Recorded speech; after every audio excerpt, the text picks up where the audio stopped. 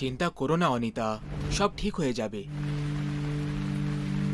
কিছুই ঠিক হবে না বিনয়, কিছুই ঠিক হবে না আর। মন খারাপ করার কোনো দরকার নেই অনিতা।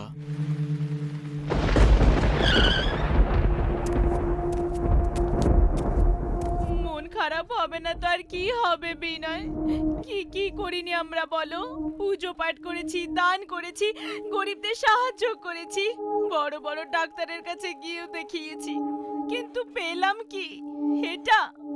আমরা তো মা বাবা হওয়ার জন্য একেবারে যোগ্য, তাহলে কেন হতে পারছি না সেটাই জানি না। মনে হয় আগের জন্মে আমার হাতে কোনো পাপ হয়েছিল হবে, যে কারণে আমি এই জন্মে মা হতে পারছি না। তুমি তুমি আমাকে বিষ খাইয়ে দাও, আমি আর বাঁচতে চাই না, বাঁচতে চাই না আর আমি। অনিতা, এসব কি যাতা বলছো? ধৈর্য ধরো, সব ঠিক হয়ে যাবে। কিভাবে ধৈর্য ধরি বিনয়, কিভাবে? বলো না, কিভাবে ধৈর্য ধরি আমি? আমি আমি যখন কোনো বাচ্চাকে দেখি না বিনয়, তখন খুশি হওয়ার জায়গায় কান্না পায় আমার। নিঃসন্তান হওয়ার দুঃখ এত বেশি কষ্ট দেয় যে আমার মরে যেতে ইচ্ছে করে। অনিতা, তুমি সামলাও নিজেকে। এসব কি যাতা কথা বলে যাচ্ছ? কান্না বন্ধ করো, চুপ করো এবার। তুমি আমাকে তো চুপ করিয়ে দেবে, কিন্তু আমি জানি যে তুমিও ভেতর থেকে কষ্ট পাও, সেটা ভেতরেই চেপে রেখেছো। কিন্তু যদি তুমি আমাকে মারতে না পারো, তাহলে তুমি তুমি দ্বিতীয় বিয়ে করে নাও। যদি তার ভাগ্যটা আমার থেকে ভালো বেরোয়, এটা করলে অন্তত তুমি তো বাবা হওয়ার খুশিটা উপভোগ করতে পারবে। না অনিতা, না, এরকম মোটেই হতে পারে না। আমাদের সম্পর্ক বিয়ের থেকে অনেক বেশি দামি, ভালোবাসার বন্ধন এটা। সে যাই হোক না কেন, আমি অন্য কাউকে বিয়ে করব না।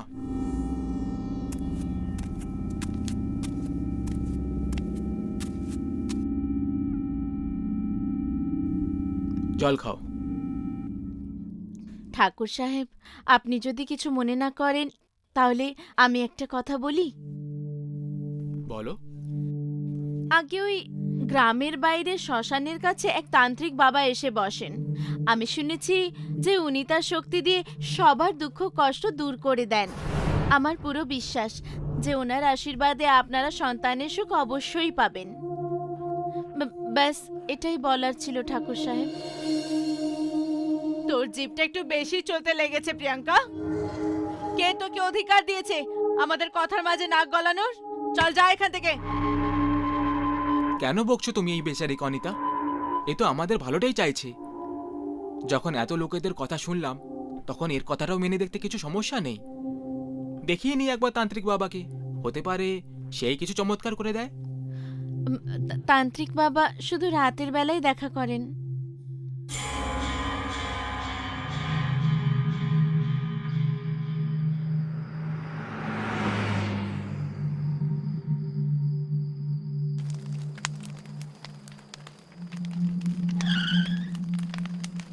ওম হিম হুম শ্রীং হ্যাম হুম ক্লিম লিম ভ্যাট ভ্যাট ভ্যাট স্বাহা। ওম হিম হুম শ্রীং হ্যাম হুম ক্লিম লিম ভ্যাট লিম ভ্যাট স্বাহা। কি চাই তোমাদের? কেন এসেছো আমার কাছে? বাবা, আমরা সন্তানের মুখ দেখার ইচ্ছে নিয়ে আপনার কাছে এসেছি, যে জন্য আমরা সব জায়গায় গিয়ে চেষ্টা করে দেখে নিয়েছি, কিন্তু আমরা নিরাশা ছাড়া আর কিছুই পাইনি। এখন আপনি আমাদের শেষ সম্বল বাবা। বাবার ঘরে যে কেউ আসে, সে কখনো খালি হাতে বাড়ি ফেরে না। তোমরা সন্তান চাও? ঠিক আছে, দিয়ে দেব আমি তোমাদের সন্তান। আর কিছু? আপনি সত্যি বলছেন তো বাবা? বাবা কখনো মিথ্যে কথা বলে না মূর্খ মেয়ে। যদি তোর মনে এত বেশি সন্দেহ থাকে, তাহলে রাস্তা তোর সামনে আছে। যেভাবে এসেছিস সেইভাবে ফিরে যা। না না বাবা, আমি সেটা বলতে চাইনি। আপনি যা বলবেন আমরা তাই করব। ভালো করে ভেবে নে, এখনো সময় আছে। কারণ একবার যদি তোমরা আমার বলা রাস্তায় পা দিয়ে দাও, তাহলে ফেরাটা অসম্ভব হবে। আপনি আপনি রাস্তাটা বলুন বাবা, কি করতে হবে আমাদের? বলি দিতে হবে। বলি? আমরা আমরা তৈরি আছি বাবা, বলুন। বলি ছাগলের দিতে হবে নাকি মুরগির?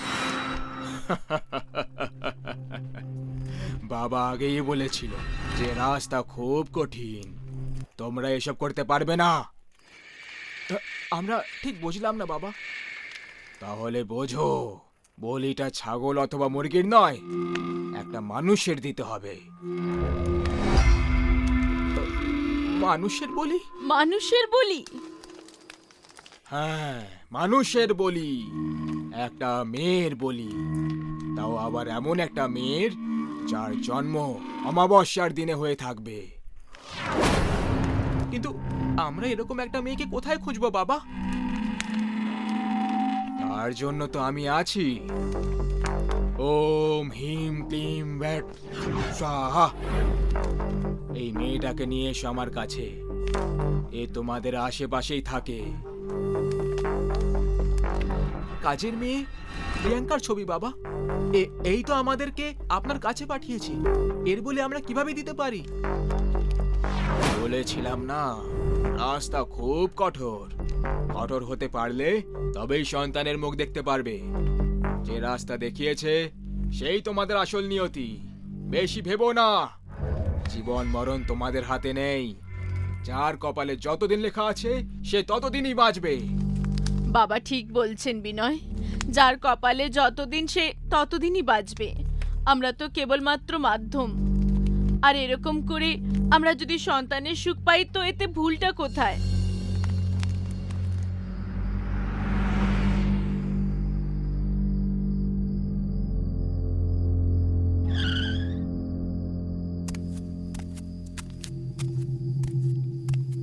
এসে গেছেন আপনারা? বাবা কি বললেন ঠাকুর সাহেব? উনি বললেন যে আমরা মা বাবা হতে পারবো। তোমার অনেক অনেক ধন্যবাদ প্রিয়াঙ্কা, তুমি খুব ভালো কাজ করেছো আমাদেরকে তান্ত্রিক বাবার কাছে পাঠিয়ে। যদি মেয়ে হয় তাহলে আমরা তোমার নামের মতো একটা সুন্দর নাম রাখবো, প্রিয়া।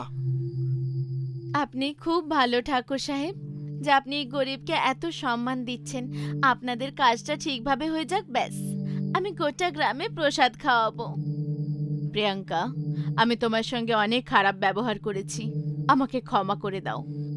আরে আরে, এই আপনি কি বলছেন ঠাকুরাইন দেবী? ক্ষমা চেয়ে আমাকে ছোট করবেন না। আচ্ছা, আমি আসছি, অনেক দেরি হয়ে গেছে। আমার বাচ্চারা আমার জন্য অপেক্ষা করছে। 1 মিনিট প্রিয়াঙ্কা, এইসব শুধু তোমার কারণেই হচ্ছে।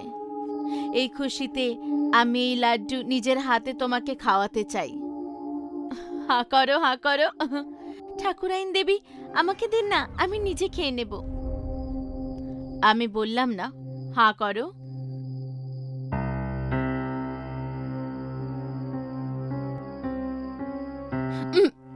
ঠাকুরাইন দেবী, আমার মাথা ঘুরছে, মনে হচ্ছে আমার বিপি কমে গেছে। কোনো ব্যাপার নয় প্রিয়াঙ্কা, তুমি এখানে বসে পড়ো, একটু বিশ্রাম নিয়ে চলে যেও।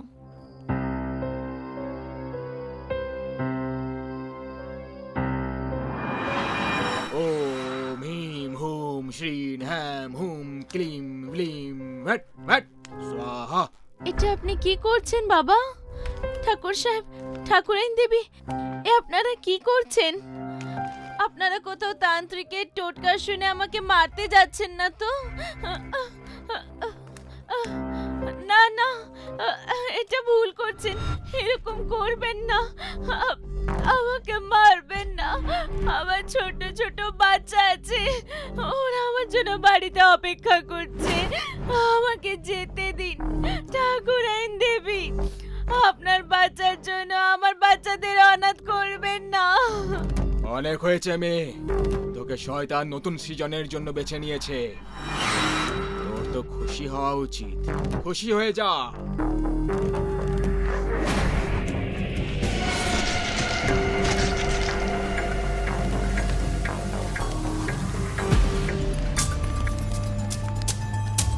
না না, এটা হতে পারে না। কি হয়েছে বাবা? অনর্থ হয়ে গেছে, অনর্থ হয়ে গেছে। অনর্থ? কিরকম অনর্থ বাবা?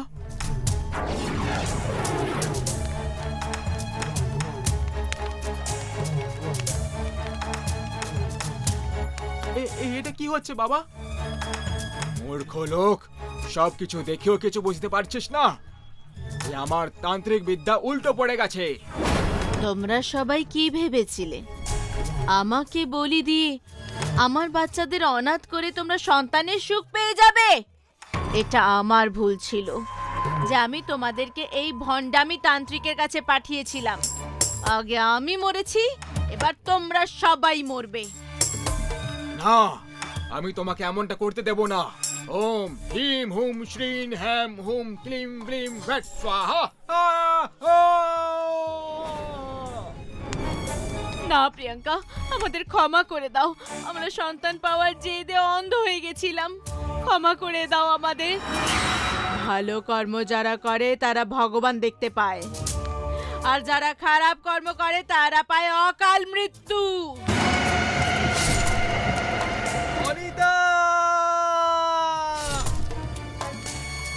যদি খারাপ কাজ করো তখন পরিণামটা খারাপই হবে।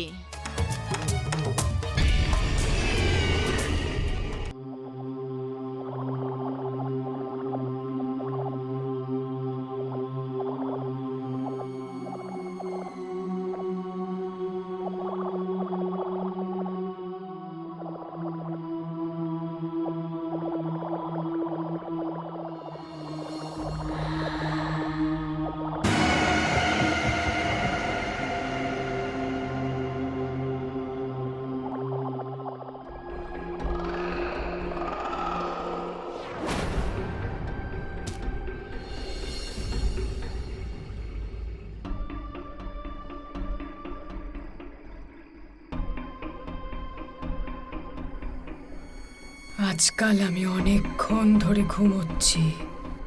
এরকম চলতে থাকলে তো আমার আলুর ক্ষেত নষ্ট হয়ে যাবে। তাড়াতাড়ি গিয়ে জল দিয়ে আসি।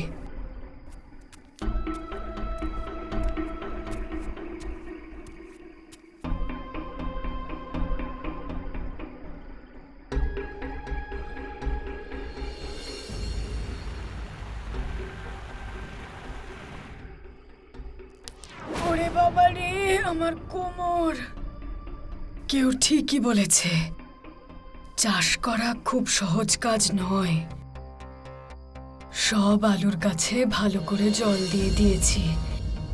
এইবার তো অপেক্ষা শুধু ভালো ভালো আলু ফলনের। তারপর আমি সবাইকে এই আলু খাইয়ে নিজের বশে করে ওদের মাধ্যমে পৃথিবীর সবথেকে সুন্দরী স্ত্রী হয়ে উঠব।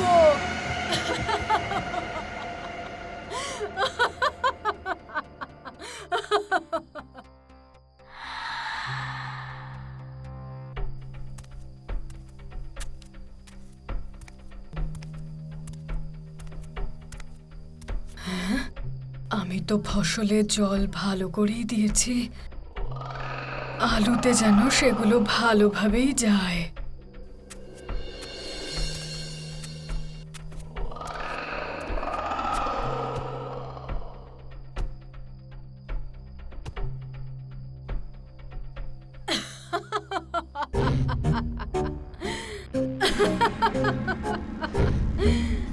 আরে বাহ, আলুগুলো তো দারুণ ফলেছে, একদম সোনার মতো চকচক করছে।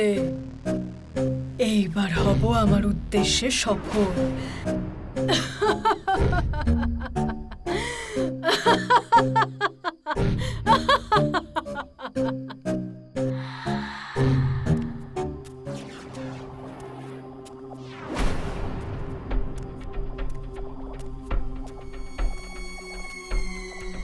আলু নেবে?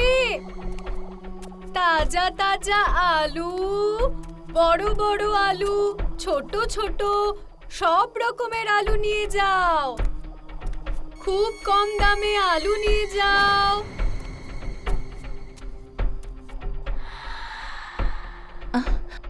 এত রাতে আবার কে আলু বিক্রি করছে? আলু নিয়ে যাও, আলু। জঙ্গলে পাবে পুরনো ভাল্লুক, আর আমার কাছে পাবে তাজা আলু। আরে দিদি, তুমি এত রাতে আলু বিক্রি করছো? কি করব বৌদি, আমাদের ডাইনিদের মানে আমি বলছি আমাদের মতো গরিব যারা, তাদের তো রাতেই সময় হয়, তাই না? ও আচ্ছা, কত টাকা কিলো? 50 টাকায় 4 কিলো। কিন্তু আমার কাছে তো 50 টাকা নেই। যত আছে তাই দিয়ে দাও। দিয়ে তো দিতাম, কিন্তু আমার কথায় কিছু মনে করো না। তুমি আলু বেশি দামে বিক্রি করছো। কি বৌদি, তোমার বেশি মনে হচ্ছে, তাহলে 25 টাকা দিয়ে দাও, তুমি খুশি থাকো ব্যাস। 25 নয়, পুরো 20 টাকা দেব। যদি দিতে চাও দাও, না হলে তুমি তোমার আলু নিয়ে চলে যাও। বলো কি বলছো? কি আর বলবো বৌদি, আমার তো তোমার ব্যবহার খুবই ভালো লাগছে। তুমি এক কাজ করো, তুমি 20 টাকায় 4 নয় 5 কিলো নিয়ে যাও। মনে হচ্ছে এই মেয়েটা খুব বোকা, নয়তো 200 টাকার আলু 20 টাকায় বিক্রি করছে। যাক, আমার কি, ওর মন বদলে যাওয়ার আগেই আমি আলুটা নিয়েই নি। কি ভাবছোটা কি বৌদি, ওজন করে দিয়ে দিই? হ্যাঁ হ্যাঁ, ওজন করো ওজন করো। এই নাও বৌদি, আলু নিয়ে যাও। আর এই নাও তোমার টাকা।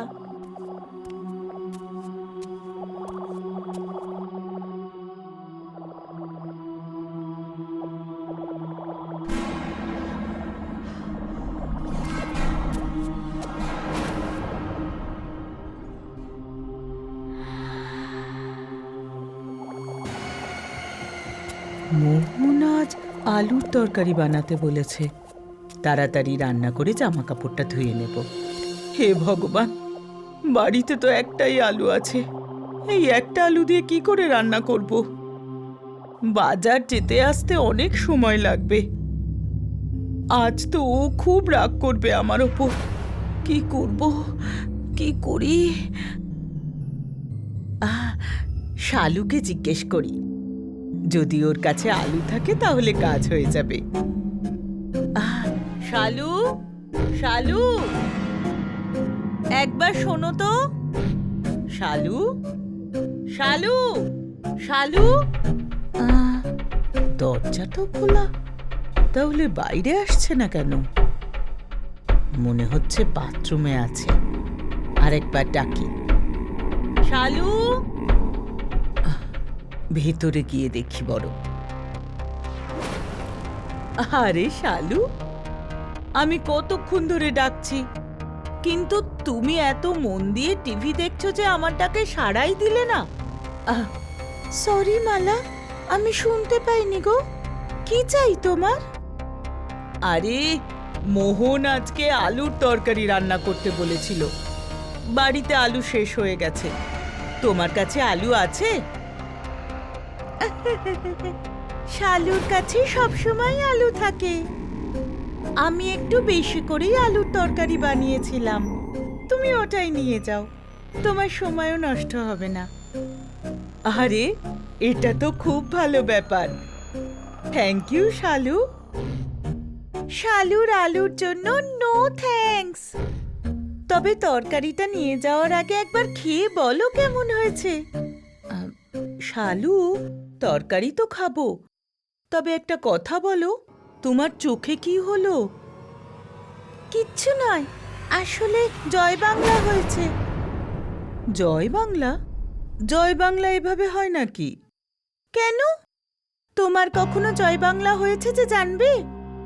না গো, আমার তো হয়নি, কিন্তু না হয়ে থাকলে চলো শালুর আলু টেস্ট করো আর বাড়ি গিয়ে তোমার স্বামীর সেবা করো। আচ্ছা আচ্ছা, টেস্ট করছি, এত চেঁচাস না।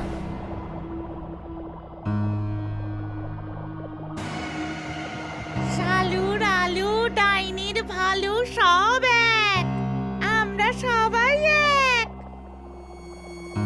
মালা, খুব জোরে খিদে পেয়েছে, তাড়াতাড়ি একটু কিছু খেতে দাও আমাকে। আমি তো তোমাকে একটু আগেই রান্না করতে বললাম। রান্না করেছো? তোমার জন্য তো আমি চাঁদ তারা নিয়ে আসবো মোহন। আলুর তরকারি রান্না করা এমন কি ব্যাপার? এই নাও, এই নাও আলুর তরকারি। আরে আরে, রুটিও তো নিয়ে এসো, না হলে শুধু শুধু এটা কিভাবে খাবো? আজ তোমার প্রতিবেশী শালু এমন আলুর তরকারি বানিয়েছে যে 1 চামচ খেলে আর কিচ্ছু খেতে হবে না। ওসব তো ঠিক আছে, কিন্তু তোমার এই চোখে কি হয়েছে? আমার চোখে জয় বাংলা হয়েছে। এরপর তুমি বলবে জয় বাংলা তো এরকম হয় না। তখন আমি জিজ্ঞেস করব যে তোমার জয় বাংলা হয়েছে, তুমি তখন আমায় উত্তর দেবে যে হয়নি। তখন আমি তোমায় বলবো যে তোমার যখন জয় বাংলা হয়নি তাহলে তুমি কি করে জানবে যে জয় বাংলা কেমন হয়? তাহলে কেন এত কথা বলছো? আগে তরকারিটা খাও। আরে আরে, তোমার কি হয়েছে?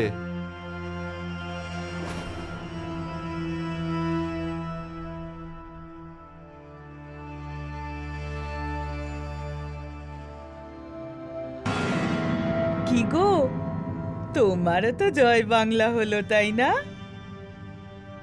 তাহলে বলো, শালু ডালু ডাইনির ভালু সবাই এক, আমরা সবাই এক।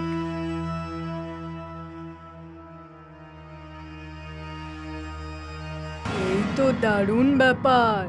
ধীরে ধীরে সবাই আমার বশে হয়ে যাবে। তাড়াতাড়ি যে কটা আলু বেঁচে আছে সেগুলোও বিক্রি করে ফেলি। আলু নিয়ে নাও, আলু ফ্রিতে আলু নিয়ে নাও। সরকার থেকে আলু দেওয়া হচ্ছে, নিয়ে নাও। ফ্রি স্কিমের আলু নিয়ে নাও। আলু নিয়ে যাও, আলু। আমাকেও দাও, আমাকেও দাও, আমাকেও দাও, আমাকেও দাও, আমাকেও দাও, একটু আমাকে দাও। আরে আরে আরে আরে, দাঁড়াও দাঁড়াও দাঁড়াও। তোমরা লড়াই করো না। তোমরা তো 3 জন আছো, 3 জনই ভাগাভাগি করে আলু নিয়ে যাও, তাহলেই হলো। সরকার থেকে দেওয়া জিনিসের ওপর তো সবারই অধিকার, তাই না? হ্যাঁ হ্যাঁ, ঠিকই বলেছো তুমি। ওরা আলু খেলেই আমার কাজ শুরু।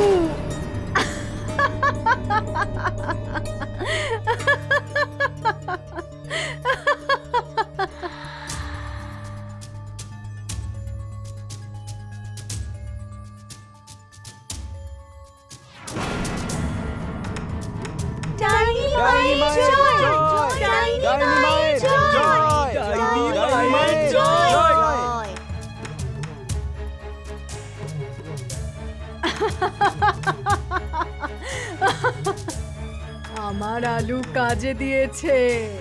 এখন থেকে তোমরা সবাই আমার দাস। এইবার আমি যা বলবো তোমাদের সেটাই করতে হবে। আমি এই পৃথিবীর সবথেকে সুন্দর রমণী হতে চাই। সেই জন্য আমাকে 100 জন পুরুষের রক্ত দিয়ে স্নান করতে হবে। তাহলে যাও, 100 জন তরুণ যুবককে ধরে নিয়ে এসো। যাও। বাঁচাও বাঁচাও বাঁচাও বাঁচাও।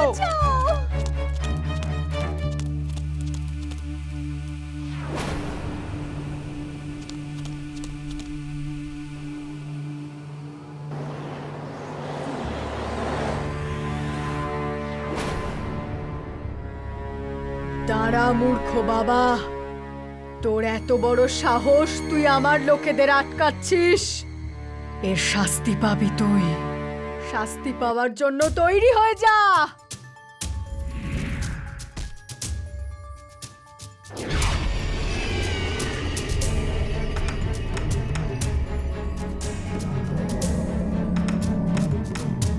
জয় মহাকাল।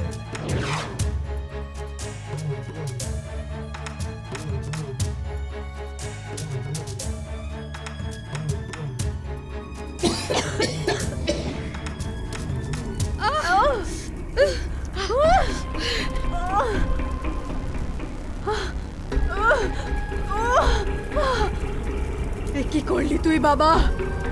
ওদেরকে আমার সম্মোহন থেকে বাইরে বের করে তুই আমার উদ্দেশ্য ব্যর্থ করলি। আর আমার আমার আমার শরীর পুড়ছে কেন? থামা এটাকে! থামা বলছি! থামা! বন্ধ কর! যতক্ষণ মহাকাল এই সাধু বাবার সাথে আছে, কোনো ডাইনি, পেতনি, ভূত, প্রেত কেউ আমার কিচ্ছু করতে পারবে না। জয় মহাকাল! জয় মহাকাল! ডাক্তারকে ভগবানও বলা হয়। এটা একটা বিশ্বাসের সম্পর্ক হয়। কিন্তু কি হতো যদি জীবন দান যে করে সেই মৃত্যুর শয়তান হয়ে যায়? যেটাকে অমৃত ভাবা হয় সেটাই বেশ বের হয়। ডাক্তার অংশুমান খুবই যোগ্য ছিল। কতজন লোক হবে যারা তাদের রোগের চিকিৎসা হওয়ার পর তাকে আশীর্বাদ দিয়ে গেছে, কিন্তু সেই রাত তার মাথায় শয়তান এসে বসে গেছিল। দাঁড়াও সিস্টার, এটা কি করছো? নাথিং ডক্টর, পেন কিলার দিচ্ছিলাম। সকাল অবধি এর জ্ঞান ফিরে যাবে আর পুলিশও এসে যাবে। তারপর সবাই জানতে পেরে যাবে যে কোন শয়তান এর সাথে এসব করেছে। নো নো, তুমি জেনারেল ওয়ার্ডে যাও, আমি একে সামলে নেব। ওকে ডক্টর। হ্যাঁ বিবেক, বল। দাদা, তুমি কাজ করে দিয়েছো? না, এখনো না। তাহলে কবে করবে দাদা? যদি ওর জ্ঞান ফিরে যায় আর ও পুলিশকে সব বলে দেয় না, তাহলে দাদা প্লিজ আমাকে বাঁচাও দাদা। শুধু 5 ঘন্টা আগের কথা। বিছানায় জীবন আর মৃত্যুর সঙ্গে লড়ছে সোমা। বিবেককে আস্তে গাড়ি চালানোর জন্য জিদ করছিল, কিন্তু বিবেক গাড়ির স্পিড বাড়িয়েই চলেছিল। বারবার বিয়ার খাওয়ার জিদ করছিল।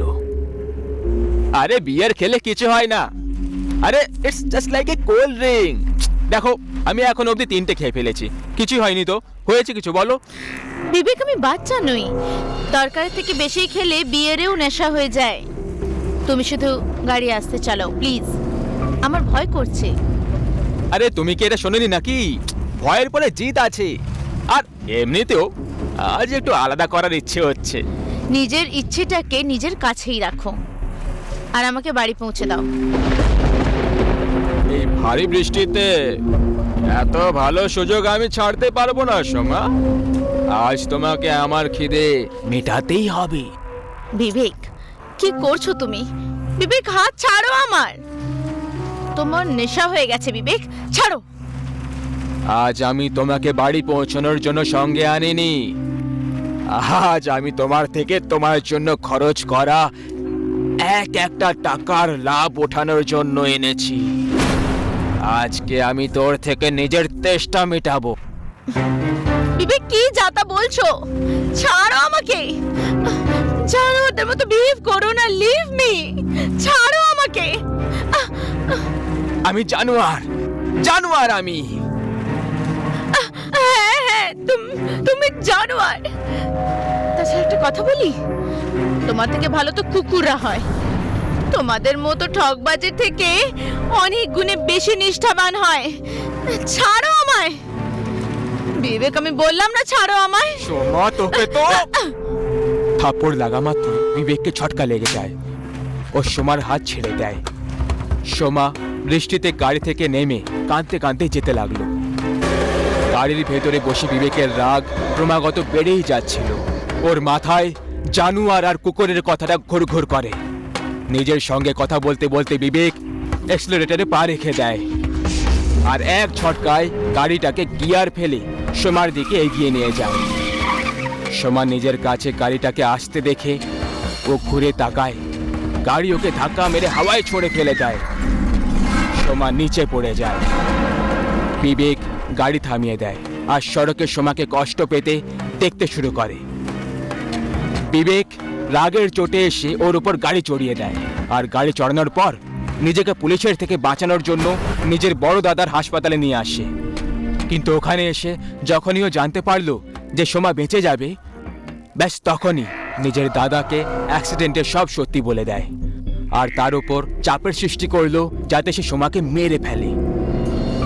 দাদা দাদা প্লিজ তোমাকে আমাকে মা বাবার দিব্যি দাদা প্লিজ মেরে দাও ওকে, না হলে পুলিশ আমাকে ছাড়বে না দাদা। মেরে দিচ্ছি, কিন্তু প্রমিস কর যে আজকের পর এরকম কাজ তুই কোনো মেয়ের সাথে করবি না। প্রমিস দাদা, কর প্রমিস, কখনো এরকম করব না। ভাইয়ের জন্য তুমি আমাকে মেরে দিচ্ছ, অথচ ভুলটা তোমার ভাই করেছে। ও আমার ভাই হয়। অংশুমান একটু ঘাবড়ে যায়, কিন্তু তারপর সাহস জুটিয়ে সোমাকে ইঞ্জেকশন লাগিয়ে দেয়। আর ইঞ্জেকশনের প্রভাবে সোমার নিঃশ্বাস থামতে লেগে যায়, আর ওর চোখ থেকে জল বেরোতে লাগে, আর ও মরে যায়। লাইফ সেভিং মেশিনের গ্রাফ ফ্ল্যাট হয়ে যায়। অংশুমান সোমার শিরা চেক করতে লাগলো, আর ফোন বার করে তক্ষুনি বিবেককে ফোন করতে লাগে। হ্যাঁ হ্যাঁ হ্যাঁ দাদা বলো। আমি ওকে মেরে দিয়েছি, তুই তুই তাড়াতাড়ি এখানে চলে আয়। থ্যাংক ইউ দাদা, থ্যাংক ইউ সো মাচ। তুমি না থাকলে এই বদমাস মেয়েটা আমাকে ফাঁসিয়েই দিয়েছিল।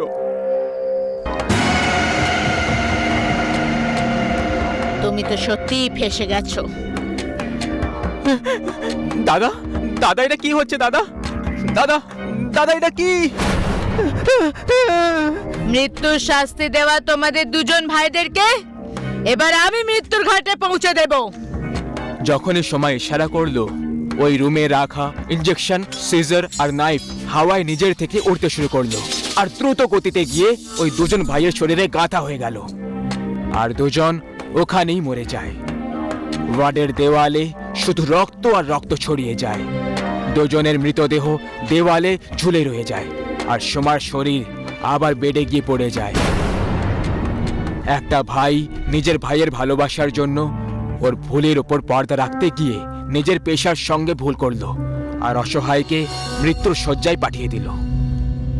কিন্তু কথায় বলে না, ঈশ্বরের ঘরে দেরি আছে কিন্তু অন্ধকার নেই। সে ওই মেয়েটার হাতেই ওদেরকে মেরে ন্যায় করে দিল। খারাপের অন্ত চিরকাল খারাপই হয়।